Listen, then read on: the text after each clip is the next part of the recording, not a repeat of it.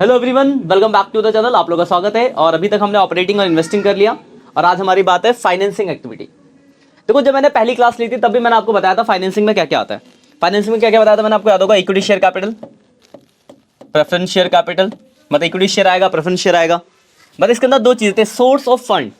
तो फंड के सोर्स क्या क्या हो सकते हैं, तो एक उधार और एक शेयर्स। तो शेयर्स में दो चीज हो गई और उधार में क्या क्या था, डिवेंचर, लॉन्ग टर्म डेब्ट, कोई बॉन्ड। मतलब अगर मैं एक वर्ड में बोलूं तो नॉन करंट लायबिलिटीज। जितनी भी नॉन करंट लायबिलिटीज सब सोर्स होते हैं फंड के। तो कोई भी non current liabilities long term provision होगा वो आएगा। मतलब अगर आपको याद हो बैलेंस शीट, तो बैलेंस शीट में नॉन करंट लायबिलिटीज में जितनी भी चीज आती थी वो सब। उसके टाइम शॉर्ट टर्म के सोर्स, कोई शॉर्ट टर्म का लोन हो गया, शॉर्ट टर्म का लोन हो गया, या फिर बैंक ओवरड्राफ्ट हो गया, क्योंकि ये भी तो एक तरह का फंड का सोर्स है। इसके अलावा सिक्योरिटी प्रीमियम रिजर्व, इसके अलावा इनकी कॉस्ट, इंटरेस्ट पेड और डिविडेंड पेड, और इनसे रिलेटेड कोई भी खर्चा, expenses related to share, debenture, loan, etc. मतलब जो ऊपर चीजें इनसे रिलेटेड खर्चा होना चाहिए, इतनी चीजें आती है। अब क्वेश्चन ये बनेगा कि प्लस क्या होगा माइनस क्या होगा, है ना। जैसे इन्वेस्टिंग में था तो क्या था, परचेज था माइनस, सेल था प्लस, क्योंकि परचेज में पैसा जाता है, सेल में पैसा आता है, और कोई इनकम होती थी प्लस। तीन ही चीजें थी। ऑपरेटिंग का तो पूरा प्रॉपर फॉर्मेट था। तो आज हम पढ़ रहे हैं cash flow from financing. Operating investing हो गया आपका। तो फाइनेंसिंग में मैंने जब पहली क्लास में ली तब भी मैंने आपको बताया ये सब चीज आती है। Equity shares, preference shares, debenture, कोई लोन हो गया आपका, कोई बैंक ओवरड्राफ्ट, शॉर्ट टर्म के जो ओवरड्राफ्ट है। इसके अलावा इनसे related security premium, interest paid, dividend paid, और कोई भी एक्सपेंस से रिलेटेड। इतना तो मैंने आपको पहली क्लास में बताया था। अब क्वेश्चन ये बनता है कि प्लस क्या होगा और माइनस क्या होगा। तो बहुत सिंपल सा रूल है। शेयर्स की अगर मैं बात करूं, पहले शेयर्स, आपने शेयर्स इशू ऑफ शेयर पढ़ा है। शेयर्स इशू होने का मतलब, बढ़ने का मतलब क्या, अगर शेयर बढ़ रहे हैं तो बढ़ने का मतलब हमने शेयर इशू करे। तो जब आप शेयर इशू करोगे तो पैसा क्या होगा, आएगा। और अगर भाई इसका मतलब घट रहा है तो मतलब पेमेंट करिए आपने। यानी सीधा सा रूल है इनके लिए, अगर बढ़ेंगे तो क्या होंगे प्लस, घटेंगे तो क्या होंगे माइनस। अब किसी लोन की बात करूं मैं, डिवेंचर, बैंक लोन, कोई भी लोन, अगर ये बढ़ रहा है तो बढ़ने का मतलब लोन लिया हमने तो पैसा आएगा। तो बढ़ने पे क्या होगा, ये भी प्लस, और घटेगा तो पेमेंट करी होगी माइनस। शॉर्ट टर्म लोन में भी सेम रूल है, बढ़ेगा तो प्लस, घटेगा तो माइनस। सिक्योरिटी प्रीमियम रिजर्व जो वो, ये हमेशा आपके क्वेश्चन में जब भी आएगा बढ़ रहा होगा, कभी भी कम नहीं होगा। जितना बढ़ेगा उतना प्लस कर दोगे, क्योंकि पैसा आएगा। क्योंकि ये प्रीमियम किसके ऊपर होगा, ये शेयर्स के साथ होगा। शेयर्स पे प्रीमियम होता है। उसके अलावा देखो, इंटरेस्ट पे, डिविडेंड पे, इसमें पैसा क्या होगा, हमेशा जाएगा। मिल तो सकता नहीं है, तो जाएगा तो क्या होगा माइनस, तो ये हमेशा माइनस होगा। और ये जो एक्सपेंसेस, तो एक्सपेंस में भी पैसा क्या होता है, जाता है, माइनस। एक्सपेंस जैसे मान लो कि प्रेफरेंस शेयर की पेमेंट, मान लो डिवेंचर क्या पेमेंट करो, प्रीमियम पे पेमेंट किया था आपको, हमने डिवेंचर में पढ़ा था। डिवेंचर प्रीमियम पे भी रिडीम होते हैं, तो प्रीमियम पे रिडीम कर रहे हैं तो वो खर्चा हो गया, पैसा एक्स्ट्रा देना पड़ रहा है आपको, माइनस होगा। तो ये सीधा सा रूल है, यहाँ कोई अकाउंट नहीं बनता।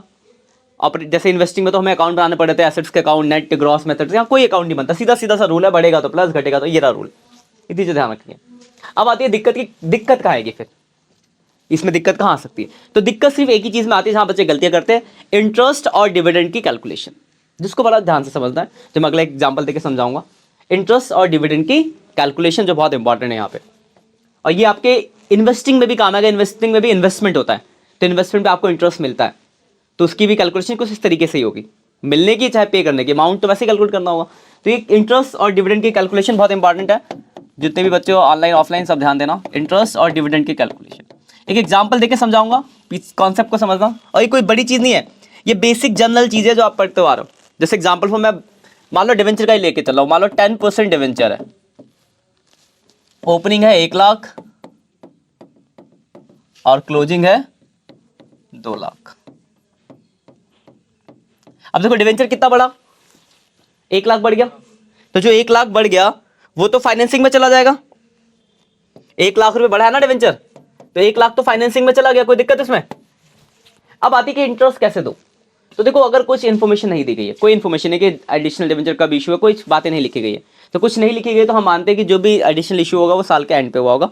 तो हमें कौन सी वैल्यू पे इंटरेस्ट देना पड़ेगा, ओपनिंग रेट होगा। अगर रेट है तो चाहे बोला हो चाहे ना बोला, हमें इंटरेस्ट तो निकालना ही पड़ेगा। तो अगर कुछ नहीं बोला तो ओपनिंग कितना, 1 लाख, 1 लाख का 10% कितना हो जाएगा, 10,000। ये तो ये कि जब कोई इन्फॉर्मेशन नहीं है तो आप ओपनिंग पे निकाल दो, बट इन्फॉर्मेशन भी तो हो सकती है। आप एक खुद सिंपल सा लॉजिक लगाना, शुरू में 1 लाख था, बाद में 2 लाख हो गया, इसका मतलब कि हमने इस साल 1 लाख रुपए का डिवेंचर इशू करा है, ये मतलब हुआ ना, इसमें कोई परेशानी है। अब एक बात बताओ, अगर ये 1 लाख का डिवेंचर हमने साल के एंड पर इशू करा होता, एंड पर, तो आपको कौन सी वैल्यू पे इंटरेस्ट देना पड़ता। देखो डिवेंचर मतलब उधार लिया है, ये हुआ ना इसका मतलब, 1 लाख का शुरू से था, एंड पे 2 लाख हो गया, मतलब इस साल 1 लाख का मैंने और लिया, यही मतलब हुआ। और जो 1 लाख का ले रहा हूं वो साल के एंड पे ले रहा हूं, तो पूरे साल उधार कितना चला होगा, 2 तो एक, देखो समझ, ऐसे समझो, 2 तो लास्ट में, ऐसे समझो ना। देखो मान लो इससे एग्जांपल, अब अपना पैसा बहुत जल्दी आता है, मान लो मैंने इससे 100 रुपए पहले से दिए, तुमने मान लो 100 रुपए से दे रखे, ठीक है, और 100 रुपए का ब्याज है 10 रुपए पूरे साल का, और 100 रुपए और दिया, तो एंड पे 200 हो गया। लेकिन जो 100 रुपए दिए वो साल के एंड पे दिया, तो क्या उस 100 पे ब्याज लोगी क्या, या पहले वाले पे लोगी, तो यानी कितने पे लगना चाहिए। तो अगर साल के एंड पे इशू हुआ, इसका मतलब वो जो एंड पे उस पे कौन सा ब्याज, तो आपको कौन सी वैल्यू पे देना पड़ेगा, ओपनिंग। ये क्लियर है पहला पॉइंट, पहला केस हो सकता है। दूसरा केस हो सकता है, ये मान लो 1 लाख मैंने साल के बिगिनिंग पे ही कर दिया हो, तो अगर मैंने साल के शुरू में 1 लाख और दे दिया होता, तो पूरे साल कितना उधार चला होता, 2 लाख, तो आपको कितने पे निकालना पड़ता। ये बात क्लियर है, ये होगा सेकंड केस। और थर्ड केस हो सकता है साल के बीच में कहीं, मान लो मैंने बीच में अक्टूबर में 1 लाख का इश्यू दे दिया सपोज, तो हाँ, तो 6 महीने 1 लाख पे रखता, अब बाकी 6 महीने 2 लाख पे, या फिर ऐसे निकालो, इस 1 लाख पे पूरे साल का, और बाकी 1 लाख पे 6 महीने का, कैसे कैलकुलेट कर लो। मतलब ऐसा होगा, याद रखना कि अगर डेट वेट नहीं दी तब तो कोई परेशानी नहीं, आप ओपनिंग वैल्यू पे दे दोगे, लेकिन अगर डेट दिया है तो फिर आप डेट के अकॉर्डिंग देखोगे कि किस हिसाब से आपको इंटरेस्ट पे करना है। इतनी बात क्लियर है। इसका सबसे ज्यादा मुश्किल क्वेश्चन, मतलब ज्यादा पॉइंट्स है वो मैं क्वेश्चन करा रहा हूँ, बाकी तो और छोटे छोटे क्वेश्चन, 3 ही क्वेश्चन है, ज्यादा है भी नहीं। 35 नंबर कराऊंगा, देखो उसमें ज्यादा पॉइंट्स है। और जो बच्चे ऑनलाइन है, अगर आपके पास बुक है तो बुक निकाल सकते हो, वरना स्क्रीन पे क्वेश्चन आ रहा होगा। पेज नंबर TS अग्रवाल की बुक से करा रहा हूँ, 4.106 का क्वेश्चन नंबर 35 है। देखो यहाँ पे आपको कोई भी अकाउंट नहीं बनानी है, सीधे कैश फ्लो फ्रॉम फाइनेंसिंग बनाना है। क्वेश्चन मिल गया आप सबको, कैश फ्लो फ्रॉम फाइनेंसिंग। किसी के पास पुरानी बुक होगी तो उसमें क्वेश्चन थोड़ा सा चेंज है, तो नई बुक से देखना, उसमें वैल्यूज थोड़ी सी चेंज करी गई है, तो नई वाली बुक से ही देखना। ऊपर बस आप लिख दोगे पर्टिकुलर अमाउंट। अब आपको क्या करना है, एक एक करके पढ़ना है और चीजों को भेजना है, बस सीधा सा कॉन्सेप्ट, कुछ भी नहीं करना। पहले देखो पहला पॉइंट क्या लिखा है equity shares were issue on 31 मार्च 2023। देखो क्वेश्चन अगर आप देखो, लिखा है from the following balance sheet prepare cash flow from financing. और देखो 2 साल है, 2022 और 23, यानी ओपनिंग हो गया 22, क्लोजिंग हो गया 23। और जो एडजस्टमेंट दिया पहले लिखा है इक्विटी शेयर जो इशू हो रहा है वो 31 मार्च 2023, यानी साल के कब हो रहा है, एंड पे इशू हो रहा है। अब देखो इक्विटी शेयर कितना बढ़ रहा है, देखो जरा, देखो इक्विटी शेयर का आप देखो तो 4 लाख से 5.25 हो गया, 1.25 बढ़ गया, 1.25 बढ़ गया, तो वो तो बढ़ गया तो प्लस हो जाएगा, बढ़ा मतलब हमने शेयर इशू करा, इशू ऑफ शेयर्स, कौन सा शेयर, इक्विटी शेयर है ना, पूरा लिखोगे equity shares, issue of equity share कितना बढ़ गया, 1,25,000 बढ़ गया, कोई दिक्कत है। अब देखो उस डेट का क्या यूज है, तो देखो सेकंड एडजस्टमेंट क्या लिखी है, interim dividend on equity share is 15%। आपको इक्विटी शेयर पे डिविडेंड कितना देना है, 15%। अब देखो ध्यान से बनना इक्विटी शेयर का, ये मैं साइड में लिख रहा हूं, वहां तुम ऐसे जनरली देख लो, समझाने के लिख रहा हूं। शुरू में कितना था, एंड पे कितना हुआ, अब बोला गया कि जो 1.25 इशू हुआ है वो कब हुआ है, एंड पे, ठीक है ना, कि जो भी 1 लाख का इशू किया वो अपने साल के एंड पे किया, तो आप डिविडेंड कौन सी वैल्यू पे देना पड़ेगा आपको 4 लाख पे देना पड़ेगा। ये बात समझ आई। बस इसी में गलतियां करते बच्चे, इंटरेस्ट की कैलकुलेशन गलत तो क्वेश्चन गड़बड़ हो जाएगा। 4 लाख से 5.25 हो रहा, साफ साफ लिखा कि 1.25, देखो जो 1.25 इशू है तो प्लस कर दिया हमने यहाँ, बस साफ लिखा कि जो बड़ा जो भी इशू क्या हमने साल के एंड पे किया, तो एंड पे किया तो उस पर कौन सा डिविडेंड, तो आप कौन सी वैल्यू पे देना होगा, ओपनिंग पे। और डिविडेंड पे किया तो क्या होगा, माइनस, तो dividend on equity share 4 lakh का 15%। यहां तक कोई डाउट हो तो बताओ, यहां तक कोई दिक्कत किसी को, इतनी बात समझ आ गई। अब देखो सेकंड लिखा है, थर्ड एडजस्टमेंट को लिखा है preference shares for redeem on 31 मार्च 2023, मतलब ये भी एंड पे रिडीम हो रहे हैं। और आगे लिखा है प्रीमियम ऑफ 5%। प्रीमियम मतलब कि आपको पेमेंट ज्यादा करनी पड़ रही है। अब यहां देखो प्रेफरेंस शेयर कितने कम हो रहे हैं, देखो 5.50 से 4 लाख हो गए, 1.50 कम हुआ तो माइनस होगा, रिडम्पशन ऑफ प्रेफरेंस शेयर ध्यान से देखने को, तो माइनस होगा रिडम्पशन ऑफ प्रेफरेंस शेयर्स। अब देखो प्रेफरेंस शेयर जो कम हुआ, कितना कम हुआ, 1.5 लाख, मतलब 1.5 लाख तो आप पेमेंट कर ही रहे हो। प्लस क्वेश्चन में लिखा है कि आप 1.5 लाख नहीं कर रहे हो, आप प्रीमियम पे पेमेंट कर रहे हो, मतलब आपने ज्यादा पैसा दिया, तो 1.5 लाख तो रहा, प्लस इस पे 5% प्रीमियम, और तो 1.5 लाख का 5% निकालना पड़ेगा आपको। प्रीमियम मतलब ज्यादा दे रहे हो आप, डिस्काउंट होता तो कम देते। किसी को 1 लाख पेमेंट करनी है, मैंने कहा उसकी पेमेंट में 10% प्रीमियम पे कर रहा हूँ, प्रीमियम का मतलब क्या होता है, ज्यादा पैसे दे रहा हूँ, तो 1.5 लाख तो पेमेंट करी, प्लस इसका इतना % आएगा 7,500, यानी मैंने पेमेंट जो कितना किया, 157,500 की पेमेंट हो गई। ये बात समझ आई? पेमेंट 1.5 लाख हुई, वो तो माइनस होता आप जानते हो, और क्वेश्चन में लिखा कि हम प्रीमियम पे पेमेंट कर रहे हैं, तो ये हो गया आपका डिवेंचर की पेमेंट, ये प्लस एक्स्ट्रा जो दिया ये एक्सपेंस हो गया, क्योंकि आपको एक्स्ट्रा देना पड़ रहा है, तो टोटल आपने पेमेंट 157,500 की करी। यहाँ तो ठीक है। अब देखो प्रेफरेंस शेयर पे देखो रेट दिया हुआ, नाम प्रेफरेंस शेयर पे देखो रेट है ना, तो डिविडेंड ऑन प्रेफरेंस शेयर्स, कितना रेट है प्रेफरेंस शेयर के ऊपर, 10%। और देखो साफ साफ लिखा है कि जो भी प्रेफरेंस शेयर की पेमेंट हुई वो साल के एंड पे हुई है, तो आपको कौन सी वैल्यू पे इंटरेस्ट देना पड़ेगा, डिविडेंड देना पड़ेगा, ओपनिंग पे, और ओपनिंग वैल्यू कितनी है, 5,50,000, और इसका कितना % देना पड़ेगा, सिर्फ 10%, तो 55,000 रुपए का डिविडेंड हो गया। यहां तक कोई परेशानी, यहां तक खत्म। अगला पॉइंट देखो क्या लिखा है एक debenture of 1 lakh issue on 31 मार्च 2023, मतलब जो भी डिवेंचर इशू हुआ वो साल के एंड पे हुआ है। अब देखो डिवेंचर देखो बढ़ रहा है 1 लाख से, दिख रहा है 1 लाख रुपए से बढ़ गया, बढ़ेगा तो क्या करोगे आप, प्लस इशू ऑफ डिवेंचर, कितना बढ़ गया, 1 लाख। अब अगर आप ध्यान से देखो तो डिवेंचर पे भी रेट दिया हुआ है, इंटरेस्ट ऑन निकालना पड़ेगा ना, और डिवेंचर का जो रेट है कितना % है, 12%, और जो भी एडिशनल इशू हुआ वो साल के एंड पे हुआ, तो आपको कौन सी वैल्यू पे देना पड़ेगा, ओपनिंग है कितनी, 3 लाख, 3 लाख का 12%, 36,000। यहां तो कोई परेशानी, सारी एडजस्टमेंट खत्म। अब इसके अंदर देख लो कुछ रह रहा है, देखो इक्विटी शेयर हो गया, डिवेंचर हो गया, देखो एक रिजर्व दिया, डिवेंचर रिडम्पशन रिजर्व, पर देखो उसमें कोई भी चेंज नहीं है, पहले भी 1 लाख था, बाद में भी 1 लाख है, तो कोई फर्क पड़ेगा, चेंज होता तो देखते। और अगला है डिवेंचर, ये हो चुका है, सारे पॉइंट हो गए, तो अब आपको क्या करना है, बस टोटल कर देना है, आपका आंसर आ जाएगा। इसमें देखो क्वेश्चन में पॉइंट्स थे कि आपको ये बताना कि इंटरेस्ट और डिविडेंड की कैलकुलेशन कैसे होगी, इतनी समझ आई बात। तो अगर मैं इसका टोटल कर लूँ जरा, कितना हो गया, 1,25,000 माइनस 60,000 माइनस 1,57,500,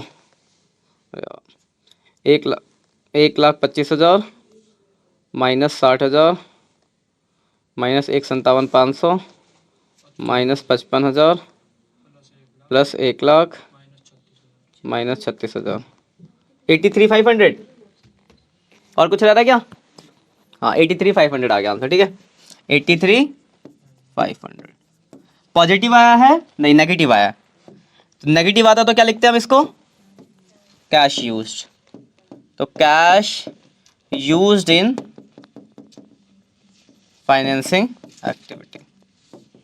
ये देखो ये सबसे बड़ा क्वेश्चन था, बाकी क्वेश्चन बहुत छोटे छोटे, अगर मैं आपको दिखाऊं इससे पहले, देखो इससे पहले क्वेश्चन आपका 33 देखो जरा, इसमें बता फाइनेंसिंग के अंदर क्वेश्चन तो तीनों बनाने आएंगे ना, तो देखो इससे पहले देखो 33, देखो 33 में क्या है, अब देखो एक चीज और, मान लो किसी क्वेश्चन में रेट भी दिया है और इंटरेस्ट कैलकुलेट करके भी दिया है, जैसे इस 33 में देखो नीचे लिखा है इंटरेस्ट ऑन डिवेंचर 18,000 रुपये दिया ना, तो इंटरेस्ट ऑन डिवेंचर तो माइनस हो जाएगा, तो क्या आप दोबारा रेट कैलकुलेट करोगे, नहीं करना आपको, एडजस्टमेंट खत्म। अब उन्हें भेजना, देखो पहला क्या है, इक्विटी शेयर बढ़ रहा है, बढ़ेगा तो प्लस, सिक्योरिटी में बढ़ रहा है, बढ़ेगा तो प्लस, डिवेंचर घट रहा है, घटेगा तो माइनस, खत्म। कुछ करना है क्या, छोटा सा क्वेश्चन था, ठीक है। अब इसके बाद एक चीज और, सपोज करो यहां तो सही है, मान लो किसी शेयर्स को किसी को शेयर देना, मान लो किसी मशीनरी के बदले शेयर दे दिया, या फिर फ्री में शेयर दे दिया, कभी हम कंपनी बोनस शेयर भी इशू कर देती है, तो अगर हम फ्री में शेयर देंगे तो क्या उससे हमारे कैश फ्लो पे कोई फर्क पड़ेगा, यहाँ तो हम कैश फ्लो बना रहे हैं, जिससे कैश फ्लो पे फर्क पड़ रहा है, तो कभी ऐसा आएगा कि शेयर्स को हमने बोनस शेयर फ्री में शेयर इशू करा है, तो उस केस में उस वाली वैल्यूज पे यहाँ कोई फर्क नहीं पड़ेगा। 34 में ऐसा दिखा रहा हूँ आपको, देखो 34 में देखो शेयर्स कितना बढ़ रहा है, 2 लाख रुपए बढ़ रहा है, देखो नीचे का एडजस्टमेंट है थर्ड वाली, लिखा during the year Jalco limited issue bonus share in the ratio 5:1 by capital reserve, लिखा कि क्या करा कंपनी ने 5:1 के रेशियो में बोनस शेयर इशू करा। बोनस शेयर आप जानते होगे, बोनस का मतलब होता है जहां पैसा नहीं लेते, फ्री में चीज देते हैं। तो 5 शेयर के बदले 1 शेयर दे रहे, 5:1 का मतलब क्या, 5 के बदले 1। तो मेरे स्टार्टिंग में शेयर कितने थे, 10 लाख। 5 1 का मतलब कितना होगा, 1/5, यानी कितने के बोनस शेयर इश्यू होंगे, और देखो 2 लाख ही बढ़ा है वो, तो वो शेयर का इफेक्ट इसके अंदर नहीं आएगा। लेकिन मान लो वही 2 लाख की जगह 4 लाख बढ़ा होता, तो सिर्फ कितना आता है यहाँ पे, 2 लाख आता। जैसे वहां पे शेयर में जो वेरिएशन है कितने का, 2 लाख का है, और हमें इतना भी पता चल गया कि 2 लाख का ही बोनस शेयर देना है। तो मतलब जितने भी शेयर एडिशनल इश्यू किसके बदले हुए, फ्री वाले, तो कैश पे तो कोई फर्क पड़ा नहीं। लेकिन मान हाँ, उस इक्विटी शेयर की एंट्री आएगी नहीं, उस एडजस्टमेंट से ये फर्क पड़ेगा कि इक्विटी शेयर को आपको यहाँ पे दिखाने की जरूरत कुछ भी नहीं करना, क्योंकि वहां पे कैश का कोई इन्वॉल्वमेंट नहीं है। लेकिन मान लो वो शेयर 10 से 15 लाख हुआ होता, सपोज करो, ऐसा है नहीं आपके बुक में, लेकिन तो फिर 3 लाख यहाँ पे आता। पर ऐसा क्वेश्चन आपके बुक में नहीं है अभी, बट एक जनरल वे में बता रहा हूँ, आगे भी काम आएंगे, आपके बीकॉम में आओगे वहां मिलेगा आपको। तो यहाँ पे जैसे वहां पे तो सिर्फ 2 लाख का ही डिफरेंस है, तो 2 लाख के बोनस शेयर इशू किया तो पैसा नहीं आया तो नहीं लिखा। लेकिन मान लो वहीं पे 5 लाख का डिफरेंस होता, तो 2 लाख बोनस, तो बाकी 3 बच, तो वो 3 यहाँ आते। ठीक है ना, इतनी बात है, कोई दिक्कत है यहाँ तक। उसके बाद देखो एक ये छोटा सा क्वेश्चन और है, ये बहुत कोई बड़ी चीज, बहुत कॉम्प्लिकेटेड, बहुत सिंपल है, जनरल सा क्वेश्चन है, आंसर भी इसी के अंदर। देखो 32 है जो, देखो आपको लोन का ओपनिंग बैलेंस दिया, ओपनिंग कितना है, 2 लाख।